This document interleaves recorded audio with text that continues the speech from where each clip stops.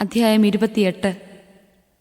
സാബത്തിനു ശേഷം ആഴ്ചയുടെ 1-ാം ദിവസം രാവിലെ മഗ്ദലേന മറിയവും മറ്റേ മറിയവും ശവകുടീരം സന്ദർശിക്കാൻ വന്നു.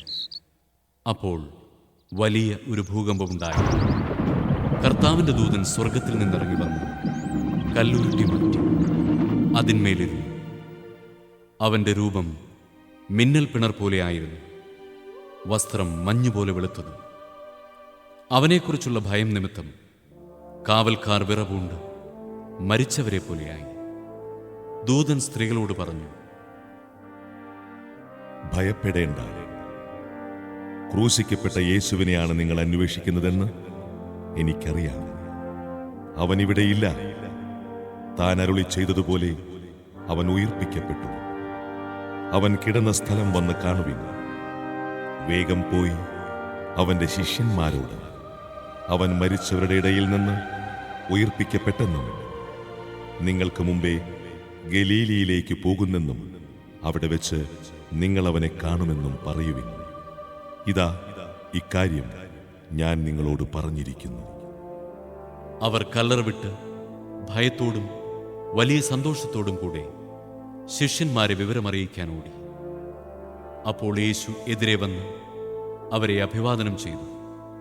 അവർ അവനെ സമീപിച്ച് പാദങ്ങളിൽ കെട്ടിപ്പിടിച്ച് ആരാധിച്ചു. യേശു അവരോട് പറഞ്ഞു, ഭയപ്പെടേണ്ട. നിങ്ങൾ ചെന്ന് എൻ്റെ സഹോദരന്മാരോട് ഗലീലയിലേക്ക് പോകണമെന്നും അവിടെ അവർ എന്നെ കാണുമെന്നും പറയുക.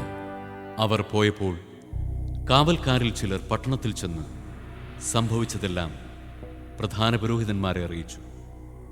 അവരും പ്രമാണികളും കൂടി ആലോചിച്ചതിന് ശേഷം പടയാളികൾക്ക് വേണ്ടത്ര പണം കൊടുത്തിട്ട് പറഞ്ഞു, ഞങ്ങൾ ഉറങ്ങിയപ്പോൾ രാത്രിയിൽ അവൻ്റെ ശിഷ്യന്മാർ വന്ന് അവനെ മോഷ്ടിച്ചു കൊണ്ടുപോയി എന്ന് പറയുവിൻ. ദേശാധിപതി ഇതറിഞ്ഞാൽ ഞങ്ങൾ അവനെ സ്വാധീനിച്ച് നിങ്ങൾക്ക് ഉപദ്രവമുണ്ടാക്കാതെ നോക്കിക്കൊള്ളാം. അവർ പണം വാങ്ങി നിർദ്ദേശമനുസരിച്ച് പ്രവർത്തിച്ചു. ഇത് ഇന്നും യഹൂദരുടെ ഇടയിൽ പ്രചാരത്തിലിരിക്കുന്നു.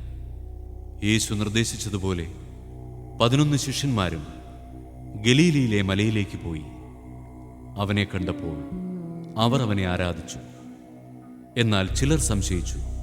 യേശു അവരെ സമീപിച്ച് അരുളി ചെയ്തു, സ്വർഗത്തിലും ഭൂമിയിലുമുള്ള എല്ലാ അധികാരവും എനിക്ക് നൽകപ്പെട്ടിരിക്കുന്നു. ആകയാൽ നിങ്ങൾ പോയി എല്ലാ ജനതകളെയും ശിഷ്യപ്പെടുത്തുവിൻ. പിതാവിൻ്റെയും പുത്രൻ്റെയും പരിശുദ്ധാത്മാവിൻ്റെയും നാമത്തിൽ അവർക്ക് ജ്ഞാനസ്നാനം നൽകുവിൻ. ഞാൻ നിങ്ങളോട് കൽപ്പിച്ചവയെല്ലാം അനുസരിക്കാൻ അവരെ പഠിപ്പിക്കുവിൻ.